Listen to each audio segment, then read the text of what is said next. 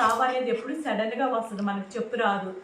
మనకి ఏదన్నా అయ్యి మనం చనిపోయాం అనుకోండి, ఈ పిల్లల్ని ఎవరు చూసుకుంటారు? నోర్ల పిల్లలకి భయపోతే అన్నమ్మ పరిస్థితి ఏంటని చెప్పి ఆలోచించుకుంటేనే భయం వేస్తుందండి. అలా ఒక 2 సార్లు వస్తుంది తలనొప్పి వచ్చేసి, లెఫ్ట్ సైడ్లోనైనా సరే రైట్ సైడ్లోనే ఒక పక్కే వస్తుంది.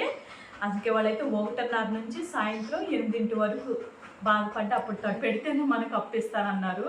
అంతంత డబ్బులు ఎలా ఇస్తారు, ఏం చూసి ఇస్తారు అనేసి అడిగారు నన్ను వచ్చేసి. ఏదన్నా మీకు అక్కడ బంగారం ఉందా, లేదంటే ఏదైనా పట్టకథలు ఉన్నాయన్న. వీళ్ళకి 5వ నెల వచ్చిందండి. ఎవరో తీసుకోకపోతే నేను బయట ఏదన్నా ప్లేస్ చూసేసి పిల్లల్ని వదిలేస్తాను. ఎందుకంటే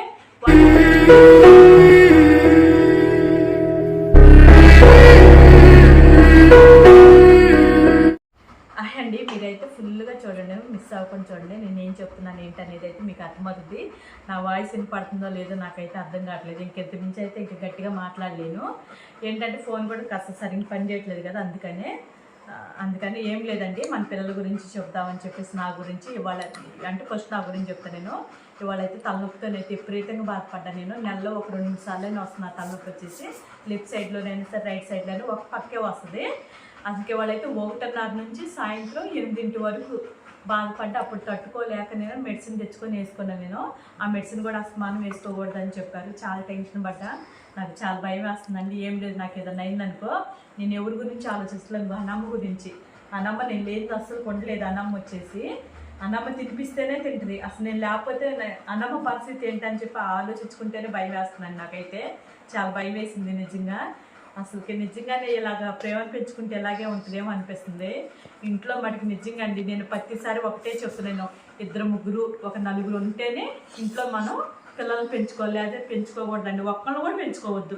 మనం ముద్దని మనం తెచ్చుకొని కూడా పెంచుకోవద్దు. ఎందుకంటే మనకి ఏదన్నా అయ్యి మనం చనిపోయాం అనుకోండి, ఈ పిల్లల్ని ఎవరు చూసుకుంటారు? నోర్ల పిల్లలకి బయటకి వెళ్ళి బతకడం కూడా తెలియదు, అసలుకి ఎలా బతకాలో కూడా తెలియదు వీళ్ళకి.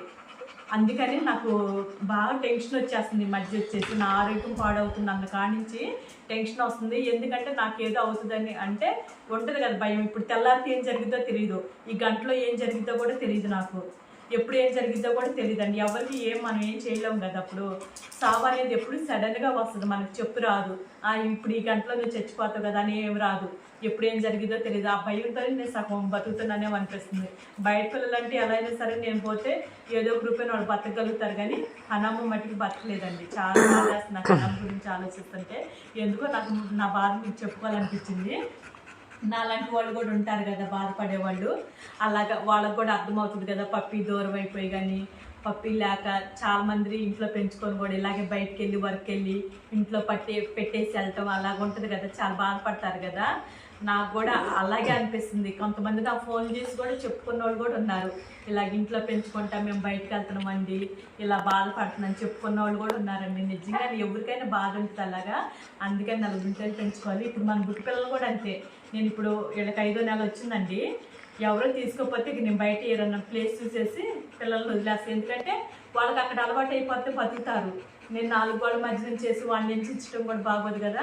అందుకని వీళ్ళ మీద కూడా ఎక్కువ ప్రేమ పెంచుకోకూడదని అనిపిస్తుంది. బయట వదిలేసాను అనుకో వాళ్ళే బతికేస్తారు. ఒక 5 నెలలు 5వ నెల వచ్చింది కదా వదిలేస్తాను. నేను ఈ నెల ఆఖరికల్లా నేను కంపల్సరీ వదిలేస్తాను. ఎందుకంటే మన సొంత ఇల్లు కాదు. ఒకవేళ నిజంగానే సొంత ఇల్లు ఉన్నా కూడా నేను పెంచలేనేమో ఇంట్లో ఉంచేసి. ఎందుకు ఇంట్లో పెంచడంటే వాళ్ళకి అన్నం పెట్టగలుగుతా, నేను ఆరోగ్యాన్ని వాళ్ళ బాగుపైన చూసుకోగలుగుతా. నిజంగా నా సొంత ఇల్లు అయితే అసలుకి గేట్లు తీసి అలా పెడతాను నేను. ఎందుకు వాళ్ళు వచ్చి తిని వెళ్ళిపోతారు, అలా చేస్తాను నేను. పర్మనెంట్కి ఇంట్లోనే పెట్టేసేసి వాళ్ళు బందీకాన్ని చేయను నేను. గేట్లు తీసి వదిలేస్తే వాళ్ళు నచ్చినప్పుడు తింటారు, వెళ్తారు, వస్తారు. వర్షం వస్తే మన ఇల్లు ఉంది కానీ చెప్పేసి వాళ్ళు లోపలికి వస్తారు. అలా మెయింటైన్ చేస్తా కానీ, అంతేగాని ఇంట్లోనే పచ్చేసం పెట్టి అలా కూడా చేయనండి నేను. సొంత ఇల్లు ఉంటే నిజంగా చెప్తున్నా కదా. వాళ్ళు వచ్చి వెళ్ళటానికి కానీ మన పిల్లలకు ఆపరేషన్ చెప్పడానికి అన్నిటికీ ఉపయోగపడుతుందండి. ఇంకోటి వచ్చేసి ఇంటి గురించి కూడా ఆలోచించి నాకు ఈ తలనొప్పి బాగా వస్తుంది.